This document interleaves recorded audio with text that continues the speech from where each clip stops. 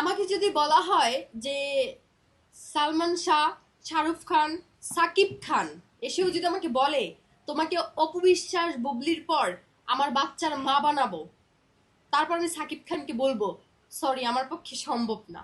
কারণ সাদমান কবিরের প্রতি হচ্ছে আমি আসক্ত, আমি দিওয়ানা, আমি তাকে ছাড়া কিচ্ছু ভাবতে পারতেছি না। তার মতো সাকিব খান, সালমান খান, তারপর হচ্ছে শাহরুখ খান আমি রিজেক্ট করে ফেলবো ওর জন্য। কি খাওয়া যে এত আসক্ত? ভাই আসলে মেয়েরা হচ্ছে ভালোবাসার পাগল, ঠিক হ্যাঁ, আছে? তো যত্নের ও পাগল। আমার কাছ থেকে যেটা রিজার্ভ করছে অ্যান্ড ও সেটাই পাইছে, অ্যান্ড ওর মন মতো করে, ঠিক আছে? ও যেভাবে চাইছে আমি ওকে সেভাবে ওকে সেভাবেই দিচ্ছে। ভালোবাসি। কতদিন ধরে?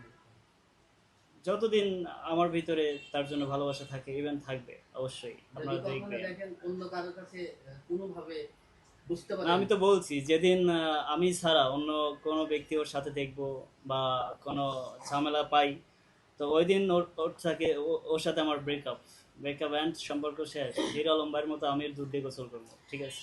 আর ক্যামেরার সামনে আমি একটা কথা বলতে চাই যে একজন ব্যক্তি কালকে ইন্টারভিউ দেওয়ার পর ফোন দিয়ে ওকে বলতেছে কবিরকে যে নিশি ইন্টারভিউ দিতে মানে দিচ্ছে, আমার মনে হয় নিশি এখন একটু অভাবে পড়ছে, তো ভাইয়া প্লিজ আপনি ওর গার্জিয়ান, ওকে ইন্টারভিউ দিতে দিবেন না কেন ভাই?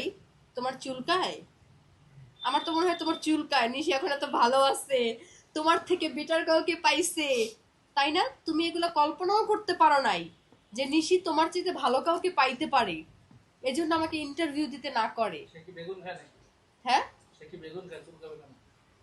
আমার মনে হয় সে বেগুন খায়, কারণ তার শরীরে প্রচুর অ্যালার্জি, পাপে কখনো বাপে কেউ ছাড়ে না। কিভাবে জানেন তার শরীরে এনার্জি? আপনি কি কি দেখেছেন তার শরীরে? আমি তো তার সবকিছুই দেখেছিলাম, সব দেখেছিলেন? সবই তো দেখছি, 3 বছর কি এমনি এমনি ছিল, পর্দায় ছিল, ঢাকা ঢোকা ছিল।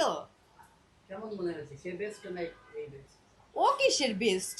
ভালোবাসার খাতিলে, মানবতার খাতিলে আমি ছিলাম, তো ও বেস্ট, ও হচ্ছে সব থেকে 1 নাম্বার, ওর যোগ্য মানে কেউ না আমার চোখে দেখা। এই শুনে